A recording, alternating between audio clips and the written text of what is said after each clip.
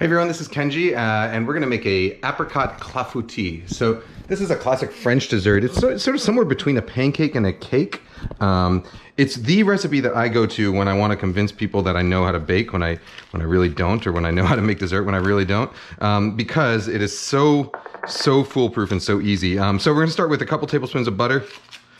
Doesn't have to be too precise here, but a couple tablespoons there, and we're just gonna melt this in. Good old Chef Mike is gonna melt it for us. And then I'm gonna take the rest of this butter and I'm gonna grease up this, which is a 9-inch cast iron skillet. You can use a cast iron skillet, anything oven safe really. You can use a cast iron skillet or you can use a cake pan. You can even use like a disposable pie pan if you want. You know, whatever you got, as long as it's about this size. And the nice thing about this recipe is that, well, first of all, it's scalable. So you can use, you know, just do the math. You know, pi r squared to get the area of the pan, or don't, because the nice thing about this recipe is that you'll see this batter we make, but if you use a smaller pan, you end up with just a slightly thicker clafouti, and if you use a bigger pan, you end up with a slightly thinner one, but they're all sort of equally delicious, and you can kind of adapt the cooking time as you go. So traditionally these are made with cherries, but I have these apricots from Frog Hollow Farms that I picked up at the farmer's market last weekend. So I'm gonna go with apricots.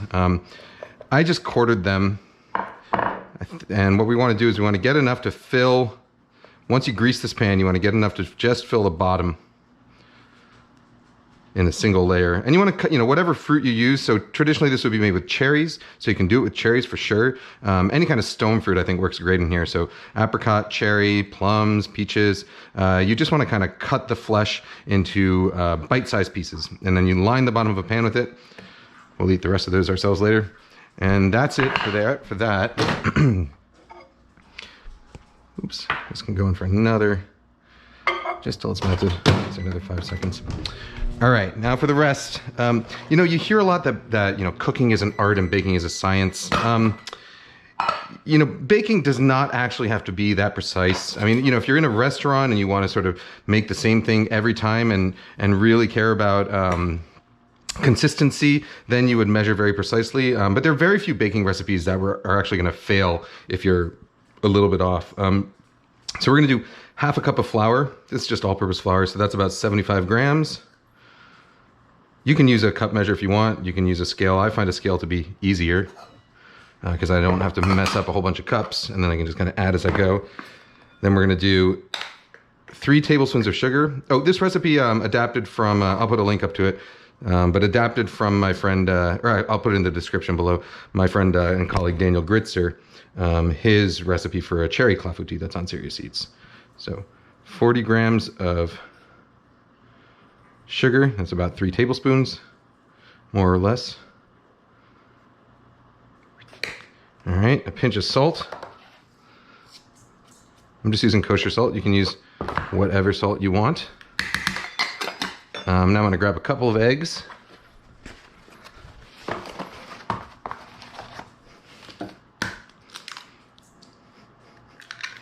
One and 2. These are just regular old large eggs.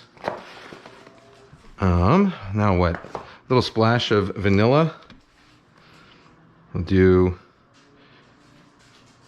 I'd say like that much. A good amount. You can use regular vanilla, you can use imitation vanilla. It doesn't really matter in a baked recipe like this. The flavor of imitation rivals that of real vanilla in baked applications. You're not really going to tell the difference. 240 grams of milk, so that's about a cup of whole milk, more or less. So you'll see, this is basically, you want it to come out sort of the texture of a thick pancake batter. Brandy. You can use cherry flavored brandy. You can use kirsch. You could use amaretto, some kind of almond liquor. About a tablespoon of that. And finally, let's get our butter. A couple tablespoons of melted butter. Okay, and that is it. Now we're gonna whisk this all up into a smooth batter.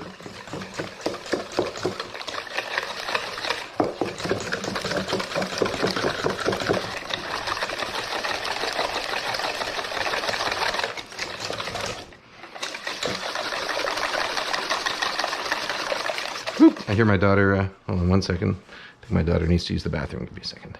I'll be right back. All right, here we are back again. So here we go. We've got this this batter, and we're gonna pour it right over our apricots.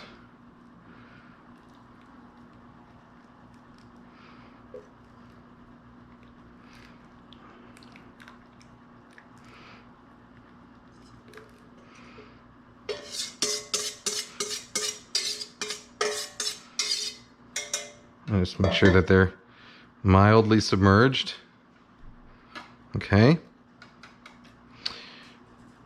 Now we're going to throw this whole thing into a 350-degree oven, which has been preheated. Rack in the middle.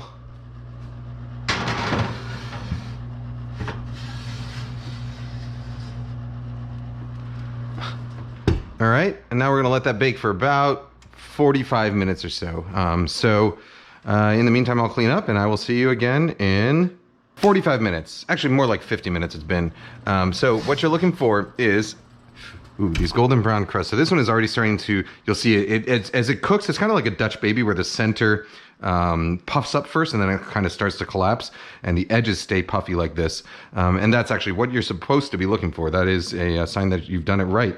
I'm just gonna let this cool in front of this camera here so that you can see what's gonna happen as it cools down. So the edges are gonna kind of pull away from the sides a little bit. The center is gonna sink a little and it's gonna kind of end up with the shape of like a Dutch baby if you've ever had one, though not quite as puffy on the sides.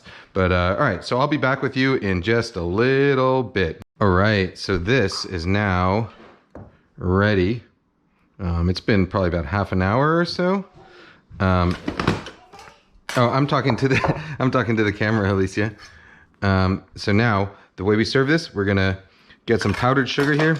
When I do powdered sugar, what I do is I get one of these tea balls, these tea infusers, and you just scoop out some powdered sugar, and then you can tap, tap, tap, tap, tap, tap, tap, tap, tap.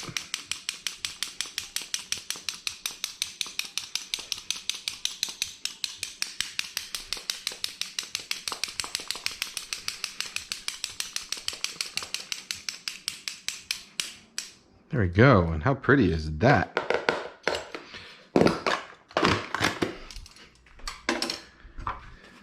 It's almost like a pastry chef did it, right? All right, I'll be right there, Alicia. I'm gonna bring you some cake. All right, and then I like baking it in this cast iron because then you can just serve it directly out of this pan at the table, but I'm gonna serve myself in the kitchen. So you just cut it into slices, just like you would a pie.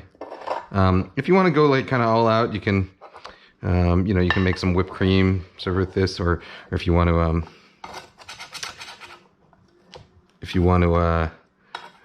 be fancy, you call it creme chantilly. Chantilly, I don't know what you call it, but that's basically it. So it's sort of like, look at that. It's like custardy, it's cakey, it's somewhere between a pie and a pancake. Can you see all those? You can see how it's like nicely layered on the edges there. Can you see that? I don't know if you can. I hope you can. Excellent with cherries, excellent with apricots. Just a super delicious, simple thing that is, I think, virtually foolproof. And even someone who's not a pastry chef like me can make it. All right, ready? Now let's try it.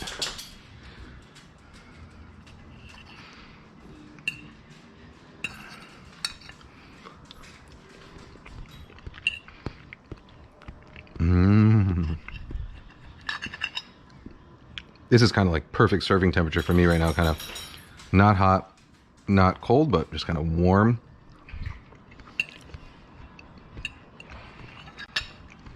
Man, I'm gonna eat this whole slice right now. Yes, I'll save you some, Shabu.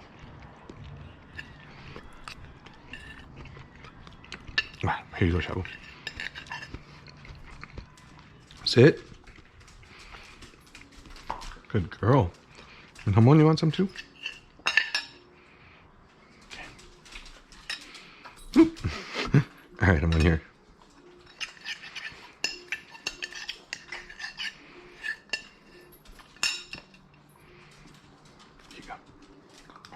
Good boy.